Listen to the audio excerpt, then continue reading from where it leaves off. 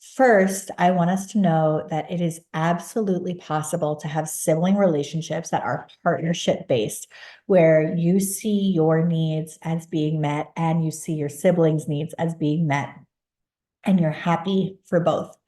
That is what we're striving toward. The way that we'll get there is through these steps. And what we should be thinking about is that there's two relationships happening. There's our parent, P for parent. There's the parent relationship with all of the kids, kid and kid. And then there is the kids' relationship to each other. And this also goes this way, this way, this way, right? And then there's the kids' relationship with their parents. You might see, all the time that your kids get along better when you're not in the room, right? So what we're going to be talking about is how can the parent impact your kids' relationship to each other? So we're not talking about getting in the middle of kids' fight, but we are talking about how can you as the parent impact your kids' relationship to each other through your relationship to each of your kids. The idea around this is to make sure that you're working on sibling dynamics after you've really covered and established special time, after your kids know that they're going to have some really good time with you. That's going to make all of this much, much, much, much easier. So the first step in kind of restoring and encouraging strong sibling relationships is the skill of acknowledging their feelings. This is known, mentor of mine used to say, not until the bad comes out.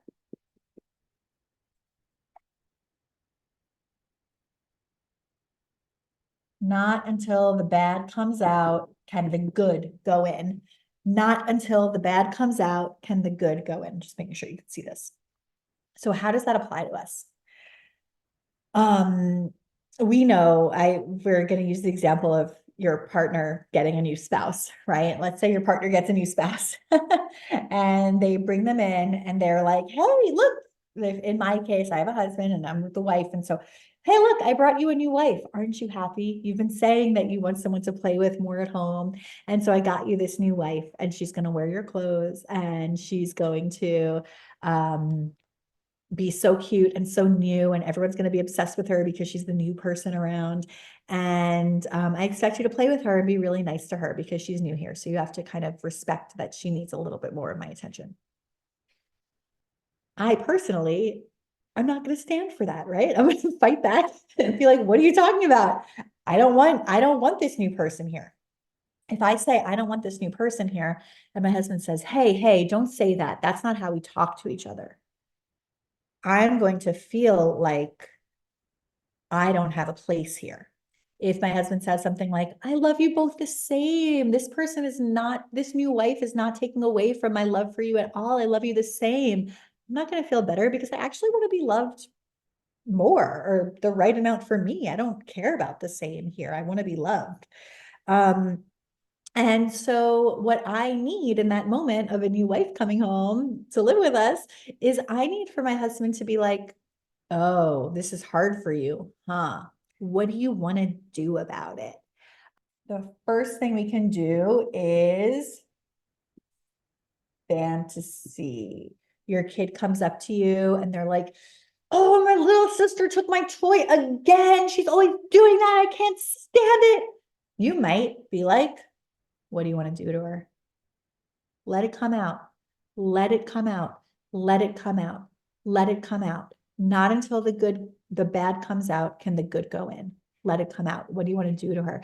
I want to take her head and I want to smash it against the wall. And your reaction, my reaction too, as a teacher was sometimes like, whoa, that's intense, kid. Like, chill out. We're not going to do that. We're talking about what we might do. We're not acting on it. And so you could say, what do you wish? What do you wish you could do? I know we won't really do it, but tell me about what you wish you could do. You might give them and so that's like kind of fantasy through talking. Really let that feeling come out. Let them express it fully so that then they could go back and have that nice relationship with their sibling.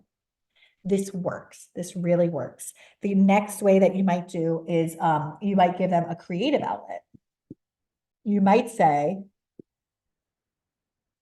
draw what you want to do to your sibling. Draw it. Can you draw it for me? Can you show me what that might look like?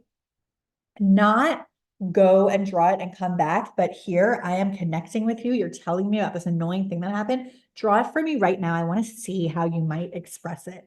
You might then show them ways to express their anger or their sadness or their whatever. Show them ways to express. Instead of something like, hands are not for hitting, we don't hit our siblings, we might say something like, wow, you sound really, really mad. Can you draw it for me? What do you wish you could do? Do you want to just stomp around? Do you need something to hit? Do you want to hit a pillow right now? You seem so upset. I'll hit a pillow with you. Get on their level to actually let it be fully expressed. And then we'll move on. If they come to you at a 5, out of 10, you don't really need all this. But if they come to you, steam coming out of their ears, eyes bleeding because they're so upset, right? That is when you use this. Not until the bad comes out can the good come in. And so you meet them at their level and you help them express the feeling. A feeling is like this. It starts, it escalates, it has a peak moment, and then it goes down.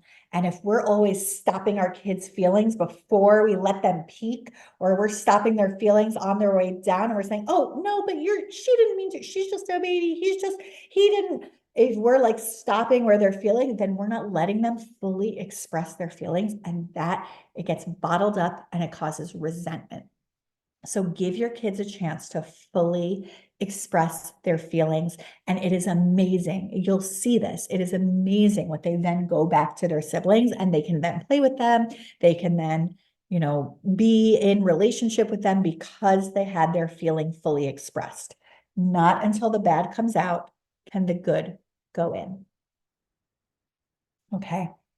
So the first step for helping our sibling relationships is to acknowledge the feeling.